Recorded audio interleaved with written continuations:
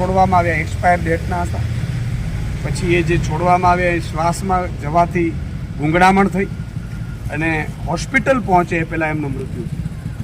આ એક માનવ વધ થયો છે. ગરીબોને ક્યાં સુધી મારતા રહેશું?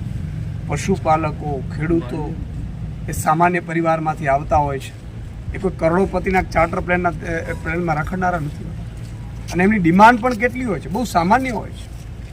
ત્યારે આ ખૂબ જ દુઃખદ છે. આખા માત્ર અરવલ્લી જિલ્લા કે ઉત્તર ગુજરાત નહીં, આખા ગુજરાતમાં ખેડૂતો અને પશુપાલકોમાં અત્યારે રોષ છે.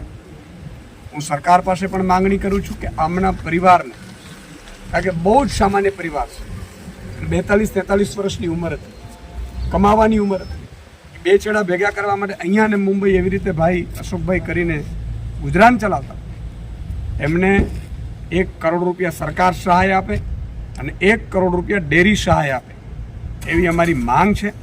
અને આજે મેં એમને પણ કહ્યું છે કે અમારા તરફથી એ ખેડૂત માલધારીના દીકરા તરીકે, પાર્ટી તો આમ આદમી પાર્ટી છે જ, ખેડૂત મારું માલધારી અને પશુપાલકનો દીકરો હોવાના નાતે હું કહું છું કે લીગલ પોઈન્ટ ઓફ વ્યૂ પર, કારણ કે સામી એફઆઈઆર પોલીસ આમની ઉપર કરી છે બધા ઉપર.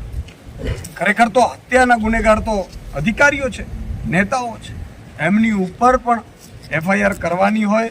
લીગલ પોઈન્ટ ઓફ વ્યૂ જે જરૂર પડે અમે સુપ્રીમ કોર્ટ સુધી પણ અમે એમને કહ્યું છે કે તમારી જરૂર પડે તમને કહેજો. અમારી લાગણી એટલી જ છે કે ન્યાય મળવો જોઈએ એમને, અને બીજા કોઈ પણ ખેડૂત કે પશુપાલક એના હક માંગવા માટે મરવું ના પડે એ સરકાર સિસ્ટમમાં ચેન્જ કરે એવી અમે એમની પાસે માંગ કરીએ છીએ.